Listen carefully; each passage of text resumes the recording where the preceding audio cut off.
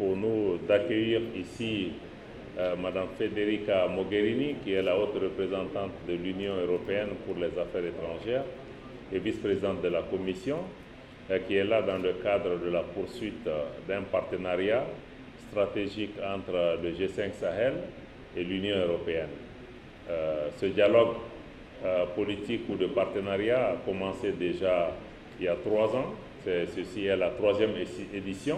C'est la première fois aussi que ce dialogue se tient ici, dans l'espace du G5 Sahel. Il regroupe, en plus de la haute représentante, les 5 ministres des Affaires étrangères du G5 Sahel, que je représente ici devant vous en tant que président du Conseil des ministres.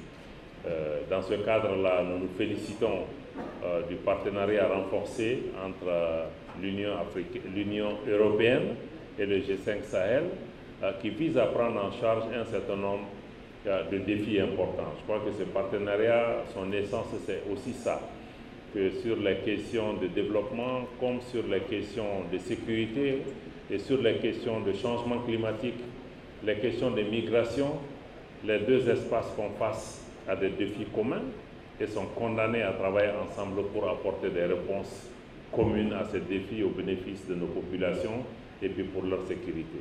Je crois que c'est dans ce cadre-là que ce partenariat aussi est vu comme une sorte de laboratoire qui, pour la première fois, des partenaires travaillent de cette façon dans 2 ensembles à vocation différente pour pouvoir vraiment travailler à apporter des solutions. Donc nous nous félicitons au sein du G5 Sahel de l'accueil favorable que l'Union européenne accorde à la plupart des initiatives qui sont développées, tant sur les questions de sécurité que sur les questions de développement sur lesquelles nous devons travailler.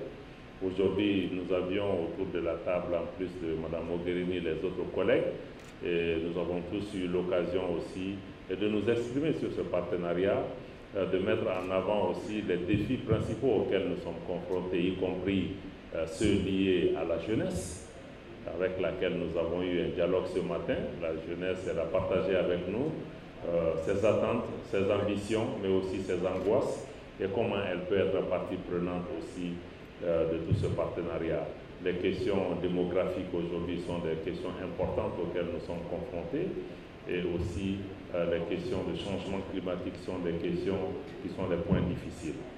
Mais sur le plan de la sécurité régionale, vous savez que depuis le sommet du G5 Sahel qui s'est tenu à Bamako le 6 février, les chefs d'État ont pris une initiative importante.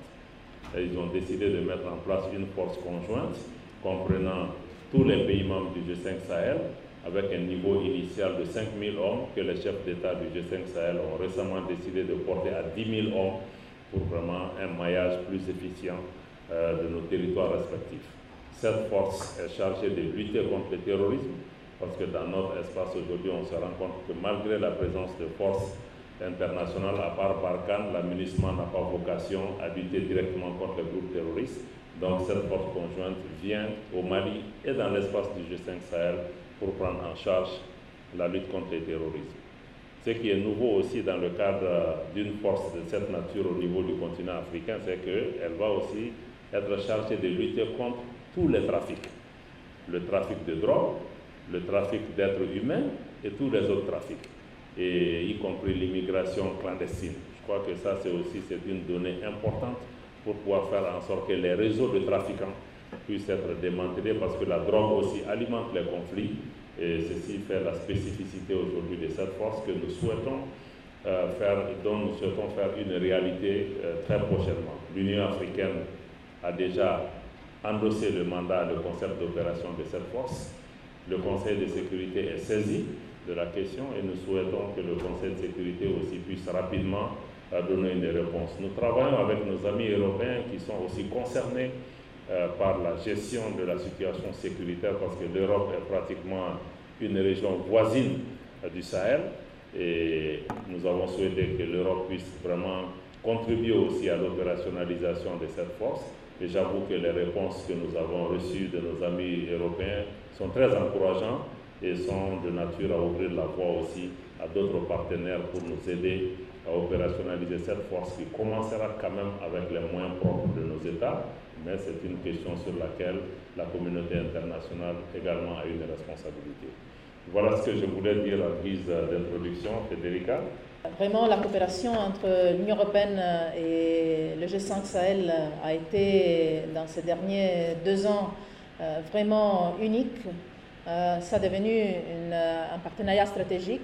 On s'est vu 2 fois à Bruxelles, une fois, la première fois ici dans la région, et je voudrais vous remercier, Monsieur le Ministre, remercier tous les pays, les gouvernements, les autorités pour avoir organisé cette importante réunion ministérielle ici à Bamako.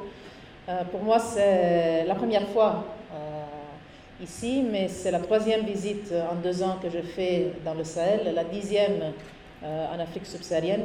Et ça a témoigné l'importance que ce partenariat a pour l'Union européenne toute, et pour moi personnellement.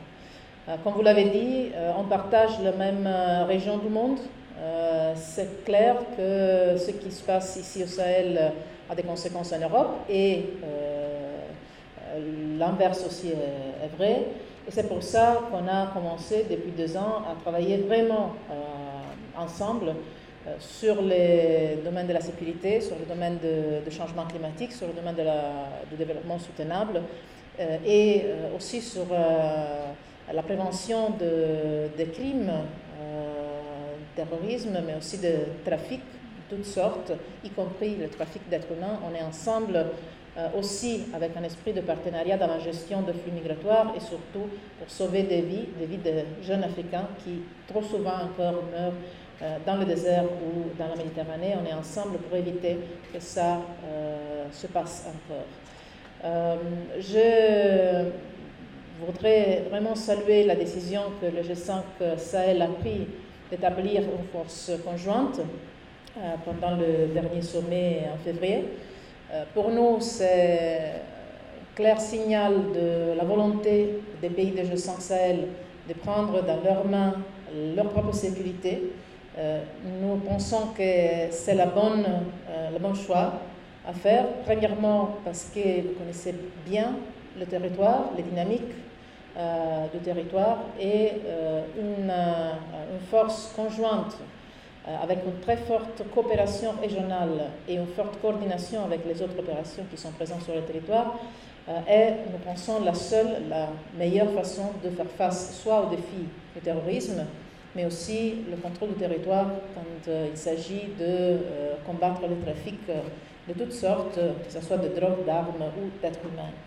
C'est pour ça que l'Union européenne, comme premier partenaire de G5 Sahel, peut annoncer aujourd'hui, je suis fière d'annoncer aujourd'hui, une contribution de 50 millions d'euros pour soutenir le déploiement de la force conjointe.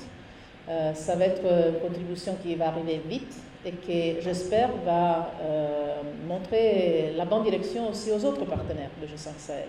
L'Union européenne est fière d'être la première à soutenir ce projet. On va le faire pas seulement avec nos moyens financiers, 50 millions c'est en tout cas une contribution significative, parce qu'on croit fermement dans le fait que c'est un investissement dans notre propre sécurité. Et on le fait en partenariat. C'est notre façon de travailler sur la sécurité. L'autre chose, c'est que notre présence dans la région, ici à Bamako, on a 2 missions qui soutiennent et conseillent les forces de sécurité, les forces armées du Mali.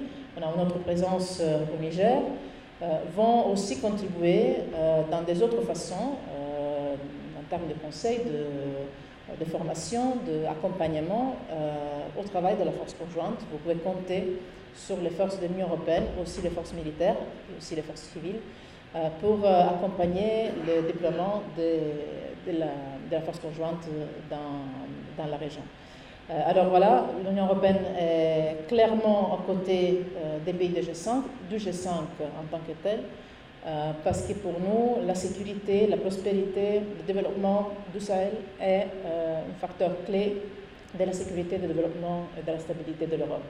On est vraiment partenaires, amis, voisins, frères et sœurs, et ça, pour nous, se traduit dans un engagement concret, très concret. Et je suis sûre que dans les années, dans les mois qui viennent, on va continuer à épanouir ce partenariat qu'on a lancé il y a quelques années et qui marche, je pense, d'une façon excellente. Mon ami le ministre disait c'est un laboratoire pour nous. L'Union européenne, c'est vraiment un laboratoire de comment l'Union européenne peut soutenir avec tous les moyens qu'il a, militaires, de développement, de soutien économique, mais aussi d'accompagnement à certaines politiques. Je pense à la création d'emplois pour les jeunes, à l'éducation, à la bonne gouvernance, à la résilience, une région stratégique, des pays stratégiques. Et ici, je voudrais terminer par remercier encore une fois le Mali, le ministre et toute la population du pays pour une excellente hospitalité, mais aussi une excellente leadership, je ne sais pas comment dire ça en français, pour une fois, pour avoir vraiment guidé le G5 dans ces mois, dans une direction très positive, très courageuse, et l'Union européenne est et sera toujours avec vous. Merci. Merci beaucoup. Sur la question de l'opérationnalisation de la force et le niveau de génération de force qui a été indiqué, vous savez, la décision qui a été prise à Bamako, à travers la résolution numéro 1 des chefs d'État le 6 février, c'était de mettre en place une force de 5 000 hommes. Et après ça, le comité de défense et de sécurité du G5 Sahel, qui comprend nos chefs d'état-major, ils se sont réunis à plusieurs occasions pour développer ce qu'on appelle un concept d'opération.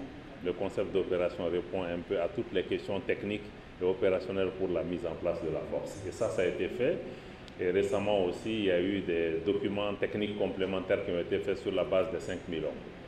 Et c'est sur la base de ça que le Conseil de paix et de sécurité de l'Union africaine a été saisi pour nous permettre d'avoir un mandat de l'Union africaine et assurer la cohérence du déploiement de cette force avec l'architecture africaine de paix et de sécurité. Ça, c'était le premier élément.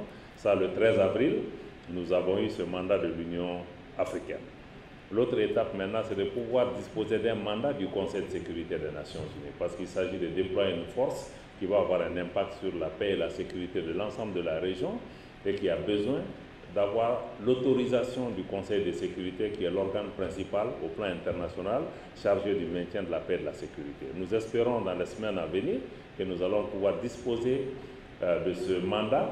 Et notre chef d'état-major général adjoint, le général Keïta, et une équipe d'experts se sont rendus il y a juste une dizaine de jours à New York pour briefer le Conseil de sécurité sur ces aspects militaires-là. Donc nous attendons cette décision.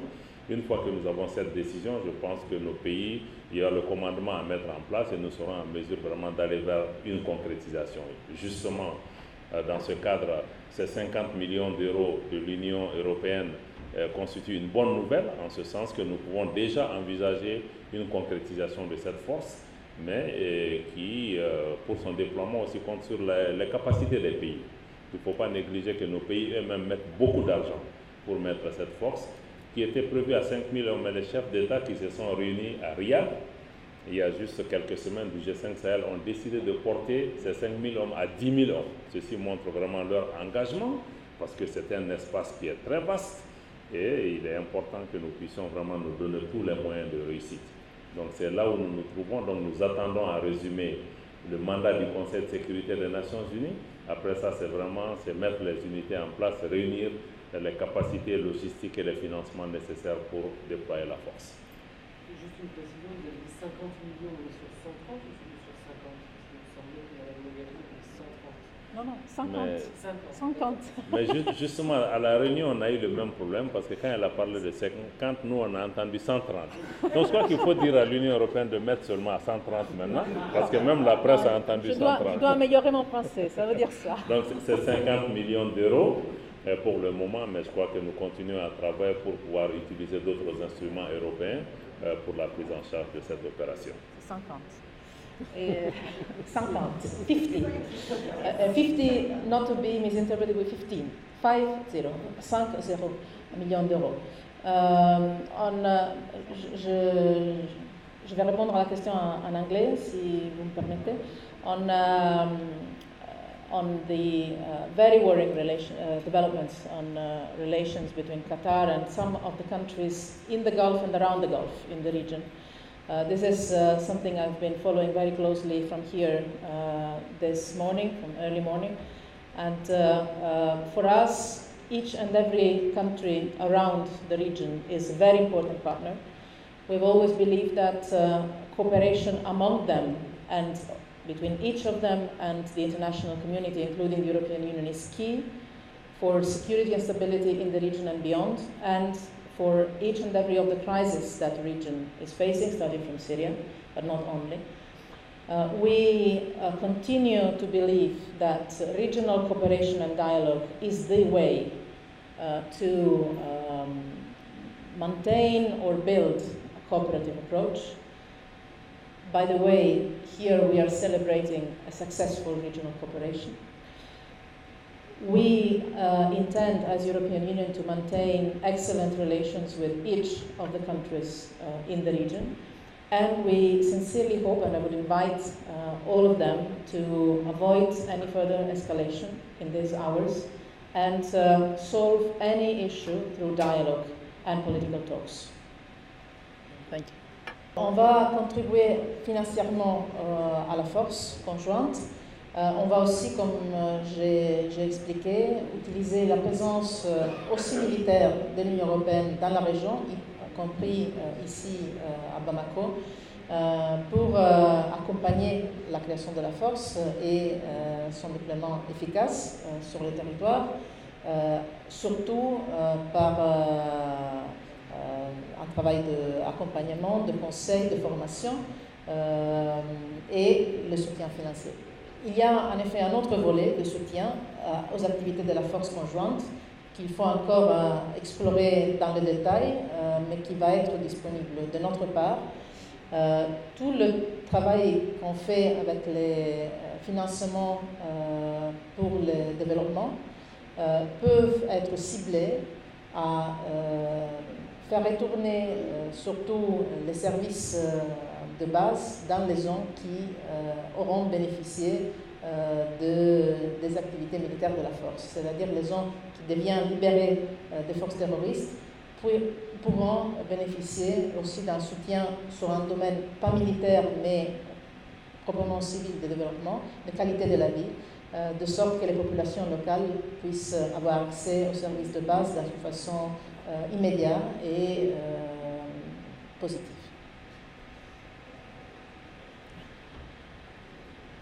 Madame Maïda, s'il vous plaît.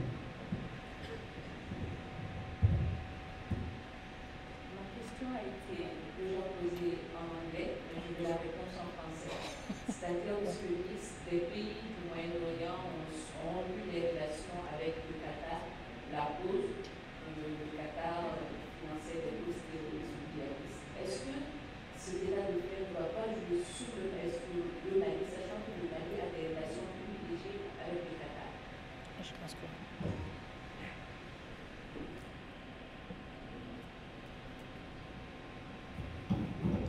Oui, merci beaucoup. Nous avons eu effectivement connaissance de ce développement fort inquiétant au Moyen-Orient entre des pays qui sont tous des pays amis du Mali.